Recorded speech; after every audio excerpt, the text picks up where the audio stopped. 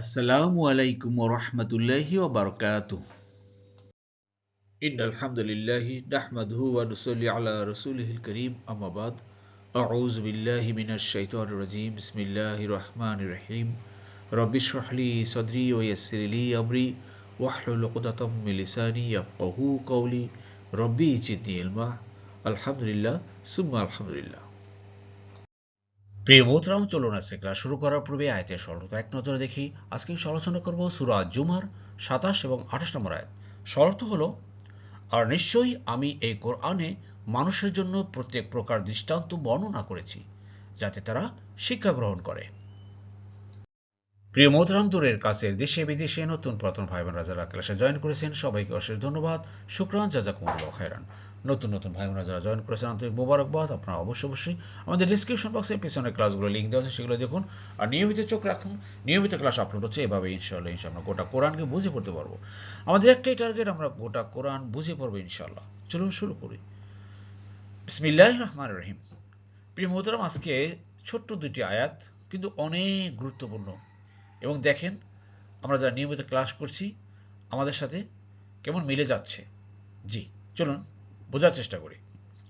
ওয়ালা কাদ, ওয়া মানে আর বা অ্যান্ড। দেখুন, ফা সাউলা কালবি, এমন কোনো শব্দ নেই যে না আসছে, ওয়া আসছে, চলে আসছে। ওয়া মানে আর বা এবং, আবার লি, লা বা লি মানে জন্য বা শিওরলি, এতে ব্যবহার করা হয়। জি, লাকাদ মানে অবশ্যই বা নিশ্চয়ই, ইনডিড। দরাব না, দরাবা, আমি এর আগে অনেকবার বলছিলাম যে দরাবার অনেক অর্থ আছে। দরাবা মানে আঘাত করা, দরাবা মানে ভ্রমণ করা, আবার দরাবা মানে বর্ণনা করা। জি, তো দরাব না, অলাকাদ দরাব না, আর আমরা বর্ণনা করেছি বা আমি বর্ণনা করেছি। দেখেন, দরাবার সাথে অতীতকাল আসছে, খেয়াল করেন। দরাবতু আমি, দরাবতা তুমি, দরাবা সে, দরাব না আমরা, দরাবতুম তোমরা, দরাবু তারা। তাহলে দরাবনা আমরা বর্ণনা করেছি, লিন্নাসি, লি মানে জন্য, আর নাসি মানুষের জন্য। লি হলো হরফে জার।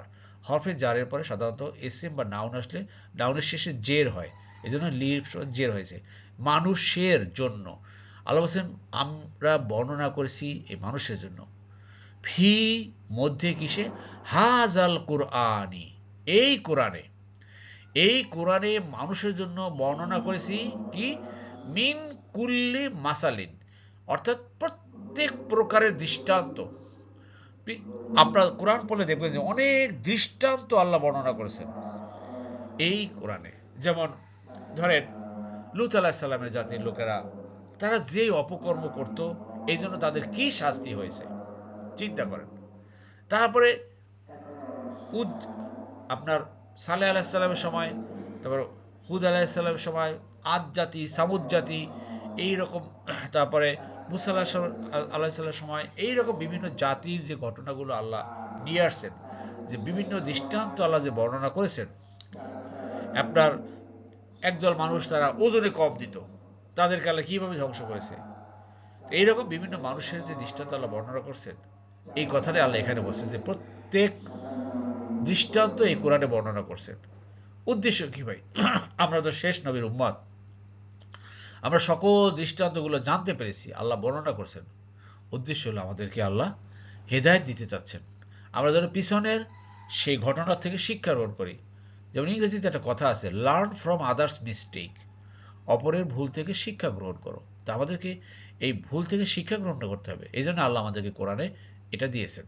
তো যাই হোক, আল্লাহ বলছে যে আর নিশ্চয়ই আমি এই কোরআনে মানুষের জন্য প্রত্যেক প্রকার দৃষ্টান্ত বর্ণনা করেছি। আশা করি বুঝতে পেরেছেন। জি, জি, কেন দৃষ্টান্ত বর্ণনা করেছেন? উদ্দেশ্য কি? লাআল্লা, যাতে করে, বা মেবি, বা দে মে, বা পারহ্যাপস, হুম মানে তারা, যাতে করে তারা। দেখেন, হুম মানে কিন্তু তাদের, তারা হলো কেন? ওই যে ছয়টা শব্দ আছে না, ইন্না, আন্না, লাকি, ইন্না, লাইতালা, আল্লাহ, লা আল্লাহ পরে যদি পসেসিভ প্রনাউন অর্থাৎ এক নম্বর সূত্র হয়, তখন অর্থটা অর্থ হবে কি, তারা অর্থে ব্যবহার করা হবে। আমি, আমরা, তুমি, তোমরা হবে, আমার, আমাদের হবে না। ক্লিয়ার? তো লা আল্লাহুম, যাতে করে তারা, মানে এই মানুষগুলো, ইয়াতাযাক্কারুন, তারা শিক্ষা গ্রহণ করে, ইয়া প্লাস ভার প্লাস উনা মানে তারা।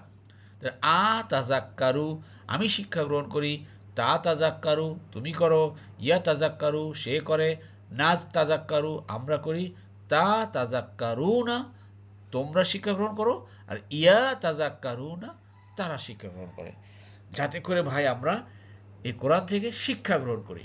এখন বলুন, এই কোরআন আমরা যে পড়ব, আমরা কি শুধুই তেলাওয়াত করব, নাকি কোরআন বুঝে বুঝে পড়ব?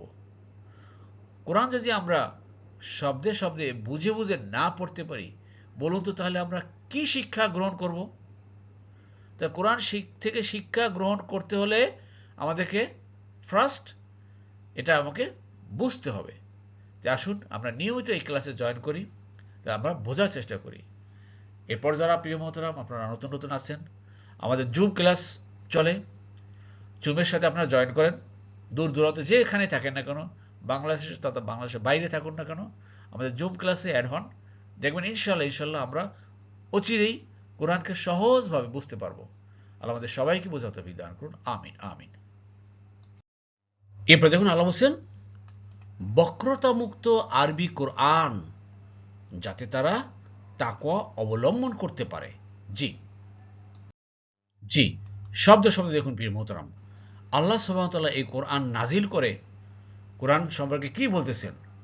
কুরআনান, অর্থাৎ এই কোরআন আরাবিয়া, আরবি আরবি ভাষায় আছে এই কোরআন, যা গায়র মানে উইদাউট, ব্যতীত, মুক্ত, জি ইওয়াজিন বক্রতা, বক্রতা মুক্ত, এর ভিতরে কোনো বক্রতা বা আমরা বলি বাংলা ভাই প্যাচ, হ্যাঁ প্যাচ লাগাই দেন, এখানে অনেক প্যাচ আছে, এই বইয়ের ভিতরে অনেক প্যাচ আছে, কোনো প্যাচ নাই ভাই, একদম সোজা সাপটা।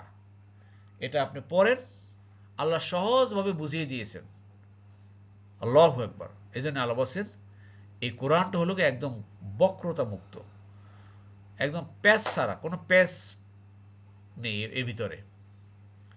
সোজা কথা ভাই, আপনার নিউট্রাল মন নিয়ে আসতে হবে, সাদা মন নিয়ে আসুন কোরআনের কাছে, দেখবেন কোরআন আপনাকে অনেক কিছু বুঝিয়ে দিচ্ছে, মনের ভিতরে কিছু রাখতে হবে না, কোরআনের কাছে একদম সোজা সাপটাভাবে আসতে হবে। আর এই সোজা সাপটাভাবে আসতে পারলে আমরা এই কোরআন থেকে আমরা অনেক কিছু জানতে পারবো। এই জন্য আল্লাহ বলছেন বক্রতা মুক্ত আরবি এই কোরআন। সুবহানাল্লাহ। উদ্দেশ্য হলো লাআল্লাহুম, যাতে করে তারা ইয়াত্তাকুন তাকওয়া অবলম্বন করতে পারে, পরহেজগার হতে পারে, ভালো মানুষ হতে পারে। এই কোরআনের কাছে যারা আসবে তারা অবশ্যই অবশ্যই ইনশাআল্লাহ ভালো মানুষ হবে, তাকওয়া পরহেজগার ব্যক্তি হইতে পারবে। তাই আসুন প্রিয় মোহতারাম আমরা এই কোরআনের কাছে আসি এবং সারা জীবন এই কোরআনের অ্যাটাচমেন্টে থাকি। আপনার আমার জীবনটা যেন কোরআনের সার্কেলের সাথে থাকে, কোরআনের কমিউনিটির সাথে থাকে, কোরআনের একটা কমিউনিটি আমরা তৈরি করি, কোরআনের সার্কেল তৈরি করি। আপনি কোন সার্কেলে আপনার সময় ব্যয় করতেছেন আপনি চিন্তা করেন। আসেন আমরা কোরআনের এই সার্কেল, কোরআনের এই কমিউনিটির ভিতরে আমরা লেগে থাকি, ইনশাল্লাহ দেখবেন কোরআন আমাদেরকে হেদায়েত দিবে। আল্লাহর এই বাণী এটা কখনো মিথ্যা বা ভুল হওয়ার নয়। আল্লাহ যা বলেছে সবই সত্য বলেছেন। আমিন আমিন। আলহামদুলিল্লাহ প্রিয় বন্ধুরা, আমরা আমাদের ক্লাসের দ্বিতীয় পার্টে চলে এসেছি। আমরা এখন শিখব আয়াতের সংক্ষিপ্ত গ্রামার শব্দে শব্দে। জি আলহামদুলিল্লাহ প্রিয় বন্ধুরা, এই সাইডে লক্ষ্য করুন আমাদের গ্রামার পার্ট, কিন্তু আমরা এখন নিয়মিত আপনাদের সাথে কুইজ দিয়ে যাচ্ছি, যেহেতু এই শব্দগুলো আমরা পিছনে অনেকবার আলোচনা করেছি এবং আমরা বিভিন্ন টেবিল এনে দেখিয়েছি। এই যে দরাব না, একদম ভেরি ভেরি কমন একটা শব্দ।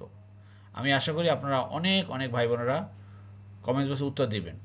দরাবা শব্দটা কত নম্বর ফর্ম, কত নম্বর দল থেকে এসেছে? দরাবা, আর এটা বলতে হবে বর্তমান কালটা কি হবে। দরাবা সে আঘাত করেছে বা বর্ণনা করেছে, তাহলে সে আঘাত করে বা বর্ণনা করে, বর্তমান কালে কি হবে এবং কত নম্বর ফর্ম বা কত নম্বর দল থেকে এসছে। দয়া করে উত্তরটি কমেন্টস বক্সে করবেন। এক ভেরি কমন শব্দ, আমি আশা করব আপনারা অধিক অধিক ভাই বোনেরা চেষ্টা করবেন এর উত্তরটা দিতে। জি জি, এবার লক্ষ্য করুন ইয়াতাযাক্কারুনা, হ্যাঁ, তারা শিক্ষা গ্রহণ করে। এটা দয়া করে বলবেন কত নম্বর ফর্ম বা কত নম্বর দল থেকে এসেছে। ভেরি ভেরি কমন শব্দ। যারা নিয়মিত ক্লাস করছেন বা আমাদের জুম ক্লাস করছেন সবাই কিন্তু আশা করি পারবেন। দয়া করে উত্তরটি কমেন্ট বক্সে করবেন। জি, চেষ্টা করেন, ইনশাল্লাহ পারবেন। এভাবে কিন্তু আমাদের শিক্ষার মাত্রা আস্তে আস্তে বেড়ে যাবে। জি, আলহামদুলিল্লাহ, আলহামদুলিল্লাহ প্রিয় মোহতরম, আল্লাহ সুবহানাহু ওয়া তাআলা আমাদের সবাইকে কোরআন বুঝে পড়ার তৌফিক দান করুন। আমিন আমিন। সুবহানাকা আল্লাহুম্মা ওয়া বিহামদিকা আশহাদু আল্লা ইলাহা ইল্লা আনতা আস্তাগফিরুকা ওয়া আতুবু ইলাইহি। আসসালামু আলাইকুম ওয়া রাহমাতুল্লাহি ওয়া বারাকাতুহু।